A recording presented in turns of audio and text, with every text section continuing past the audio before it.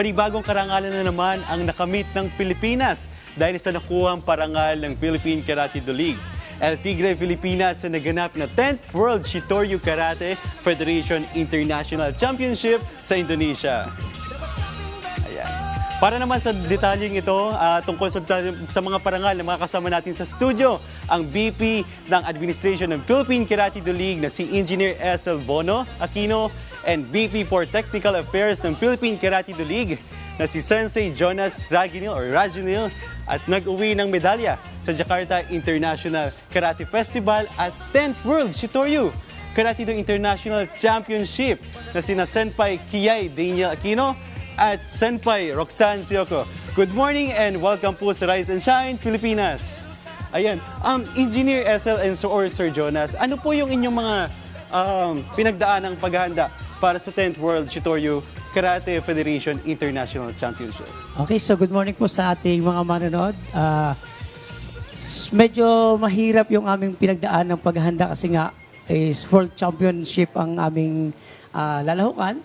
So yung mga bata natin is halos 5 months silang nag-training consistent na halos 3 hours every day and talagang yung trainings na dinaanan nila is hindi basta-basta. So yun yung mga ilan sa paghahanda namin para sa World Championship. Okay. Yung 5 months na yun, sir, talagang tuloy-tuloy yun, as in? Yes po. Every afternoon, after ng school nila, and before ng pasukan natin, nagtitraining na sila sa aming mga dojos. Grabe, sir, ano?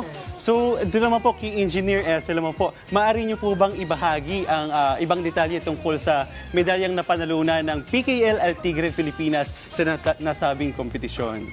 Opo, dahil ito po ay World Championship. So, nilakon po ito ng mga about 40 countries.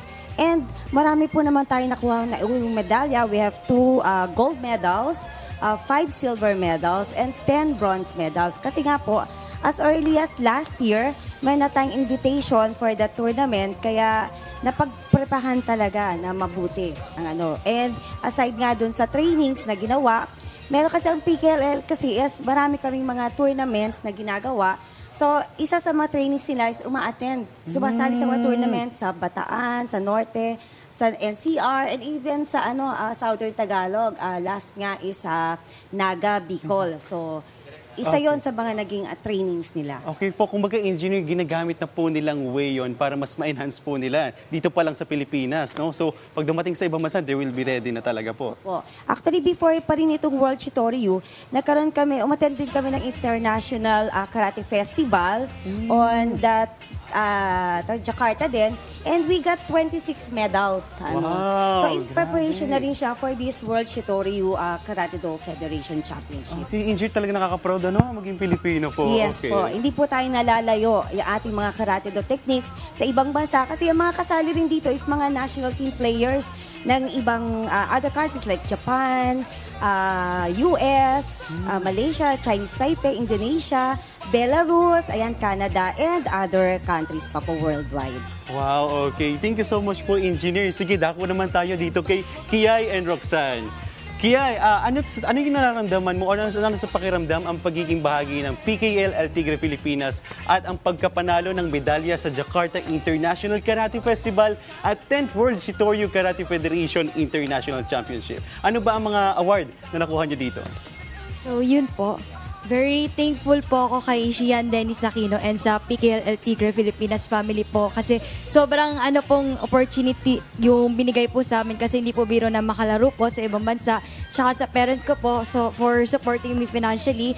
And as for the tournament naman po is sobrang grabing opportunity po na maging isa po ako sa nag-represent ng ating country, ang Philippines. And yun po yung award po na nakuha ko po is yun po sa Jakarta Karate Festival is nakuha po ako ng isang gold for kata and isang silver naman po for kumite. And for the 10th naman po, 10th World Shitoryu naman po, lumaban po ako ng bronze, kalaban po ang Mexico, and point 2 naman po yung lamang niya po sa akin. And sa kumite naman po, naging unang kalaban ko po is yung national player po ng Chinese Taipei and sobrang saya po nun na kahit po na hindi po ako nanalo is opportunity na po sa akin yun and experience po. Oh, okay. Sige, thank you so much. Grabe yung point 2. konting-konti na lang, no? Thank you so much, Kiay. Sige, si Roxanne naman. Yan. Bilang miyembro po ng El Tigre Filipinas ay nakaka-proud po dahil pinaghirapan po namin to and nagbigay po kami ng time, effort, ng pagod po namin para po sumama dito sa tournament na to.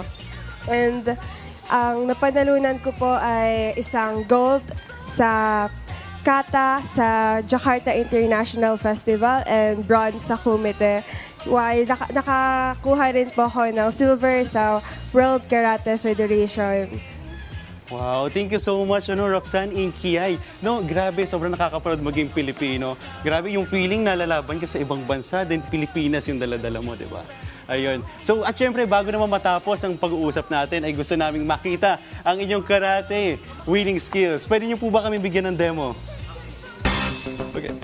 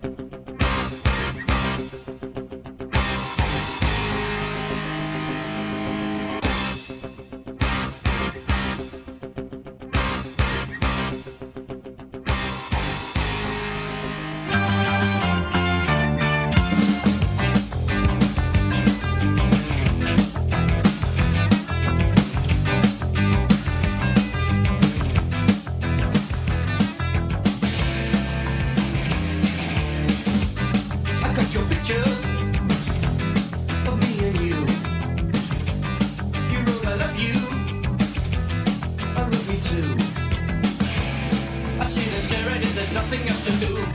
Oh, it's in color.